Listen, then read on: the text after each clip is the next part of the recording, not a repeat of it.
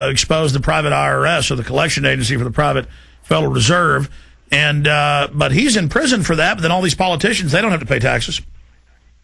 Right. He wrote a book, and I guess writing a book can be construed as illegal. I remember that a few years ago. Ask, you said something. Just for those that don't know, let me just tell them, and then you can talk.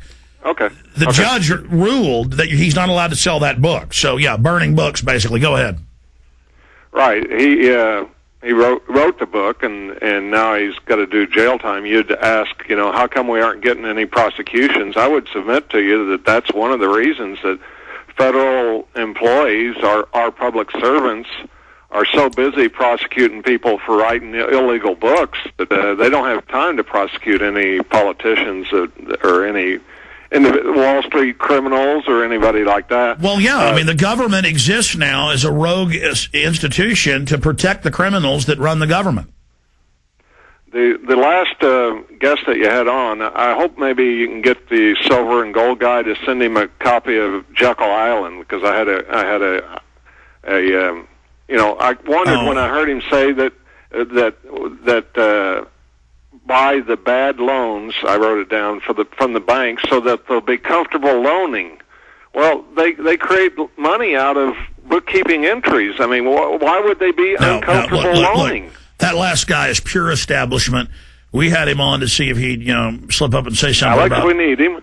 We need him. He's got the ear of many people in Washington, D.C. If we could get him listening to InfoWars for a week, he'd be brought up to speed immediately. That guy was the chief counsel to the president, believe me. That little comment about how he didn't know about Rex 84, give me a break. Give me a break. Really? Oh, yeah, give me a break. I didn't see that. I'd hoped to. I've met Peter before, and I'd hope maybe I emailed Aaron. Maybe the next time you get him on, I'd like to. There's a lot of people that are wondering how Erwin's doing in incarceration and what we have to do to get him out of jail. I hear you, and I appreciate his call. I got to let you go sometime, go to others. I almost brought it up to him, but I got busy during the breaks taking care of stuff. I wanted to ask if it was all right with him to talk about his dad being in prison, because I never heard him talking about that. We interviewed Erwin Schiff here many times. He got a show on the Genesis Network 10 years ago for about a year and a half. Erwin had a nightly show here, Erwin Schiff. So they did send him to prison for writing a book. They said, don't print any more of those books about the Federal Reserve being a scam. And you heard his son. And next time he's on, I'll bring this up. But I don't want to, run folks off, because I like Peter. And, he's a golden boy of the mainstream media, so because of Ron Paul promoting him, so, we'll have him on. But that little comment at the end about, well, yeah, now the government's taken over the Federal Reserve, and that's the problem. It was supposed to be independent.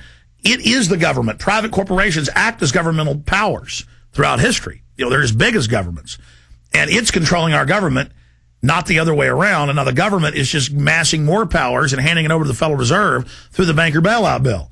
But Erwin's son, Peter Schiff, was talking about, that's the one thing I've heard him say I don't agree with, but it was at the end of the interview, so I couldn't follow it to its conclusion or flesh it out with him.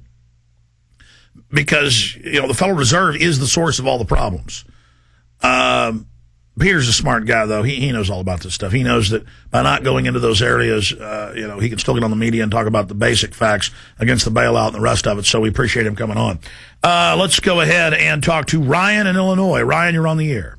Hi. I was just calling to talk about how everybody's trying to get the whole Obama situation all messed up. They think that, he's the next, pretty much, I wouldn't like to say Jesus, but that's what a lot of people. Oh, no. There are a lot of churches saying he is the Messiah, President of the world, Savior of the world.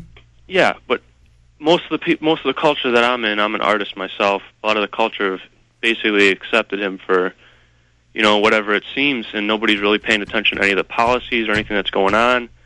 It's craziness because, the first thing that he should have done when he came into office would have been, go after the Federal Reserve, like you just said a minute ago, not even. That would have been key, because that obviously is, everything that's debasing our currency right now.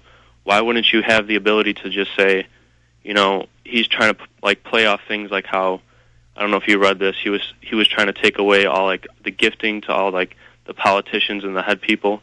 It makes no sense. It's just a way to just send everybody in the opposite direction. While no, he'll do one thing and then do all this other window dressing. I'm closing Guantanamo, but he really isn't. He's just setting up more camps and continuing the secret arrest. Or I'm real mad about these banks getting all this compensation, but meanwhile he's people running him are the architects of all this. This is by design.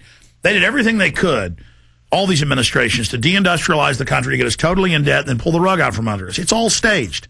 And the ruling elite need the media, the military, this whole system to make sure they're able to carry out this final phase of bondage, of enslavement of the population. So that's it, and that's that.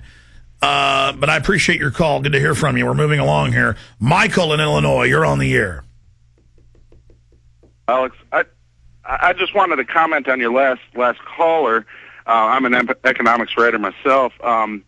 The problem he had with the buying the bad assets from the banks and the setting up the bad bank, and this is like the Republicans' new answer to everything Obama's doing.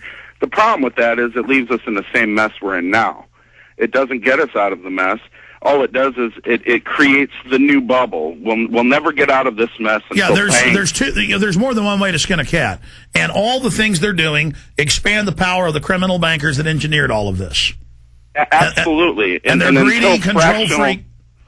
Go ahead. Well, until fractional reserve banking, which is nothing but theft, until fractional reserve banking is stopped, we're going to continue having these booms and busts. And until the Federal Reserve goes down, we will continue having the business cycle and having these problems, and it's never going to end. I hear you, and I agree with you, and I appreciate your call. Maggie in Texas, you're on the air. Yes, Alex. You've been talking about advertising propaganda, and I just wanted to call to your attention what I consider the most diabolically evil advertising campaign I've ever seen, and that is the recent vaccines are like hugs. Gardasil. It's like a hug to take the experimental live cancer virus shot that on the insert they admit causes all sorts of autoimmune diseases and death in some cases, and which doesn't even protect you from genital warts. But, it's a huggy wug. Let's pull that up. Gardasil hug ad. Gardasil. I'm not even talking. Yeah, okay, go ahead. Well, I've seen another Gardasil where it's loving and then she's hugging her daughter. You're saying there's one where they actually say it's like a hug? No, yes, but this is a different one. This is a billboard. It shows an adorable baby, and it says vaccines are like hugs. You don't want to miss. You've seen it, okay? I've got a picture of it that I took with contrails in the background, and you used to have a place for graphics like this. Do you still? Because I'd like to send that if you could use it. Do I still have what are you asking for? There used to be before your InfoWars webpage changed a lot. There used to be a spot for people to contribute graphics. Mostly, the best place for you is to go post that stuff in the prisonplanet.com forum, and then tens of thousands every day are in there and will look at it. Do I have to be a member of that forum? No, I don't exactly know. Nope, it's free. How do you do it? Or could I contact Watson about it, or just figure this out myself? Yeah, I mean, I've seen the billboard. Now that you talk about it, it shows a baby laying there, and it says vaccines are like hugs. But, I mean, you say you know how to email something, so it's the same deal. You just go to Prison Planet Forum. What is it? Forum, prisonplanet.com. And then you just create a username. It could be anything you want. It could be George Washington 97, and then I did that a long time ago and never used it again, so I've forgotten it. Will that give me a problem? No, you can just create whatever you want. You can put not. Fake email addresses, whatever you want, to make things up. I will try it. Okay, this has contrails and the chemtrails in the background. Nutrition trails. Yeah, that's it. Nutrition trails in the background. And if you don't like the chemtrails, you're with Al-Qaeda. Thank you, Maggie. Scott in Arizona, you're on the air worldwide. Nutrition trails, I like that. That's good. How you doing today? Good, sir. Good. Hey, I just want to pass along a possible word to you as a way to maybe kind of expand, network out what you're doing to get the word out, and God bless you for it. I've been aware of you for, 10, 12 years now. And there's a gentleman who has these billboards he posts all the time. You may have heard of him, Bill Balsamico. Casa de Ice, although I don't think from the billboards that he puts up in front of his restaurant that he's quite as in-depth and understanding maybe as you and I might be as to what's going on in our country today. But he's very disenchanted with both sides of the political parties, and he's always posting stuff having to do with immigration, things, the antics that the president's pull. My guess is because these emails of these billboards hit so many people out there that maybe are not listening to InfoWars, but also are disenchanted with what's going on, that if you tried to if you just look up CasaDeIce.com, that's Casa, the letter D, ice.com. Well, a lot of us don't know what you're talking about. What's going on? You're just talking about... A gentleman just has a website. If you go to CasaDeIce.com, he has a restaurant. I don't remember what state he's in, but he posts political messages about how disgusted he is with what's going on in our government today.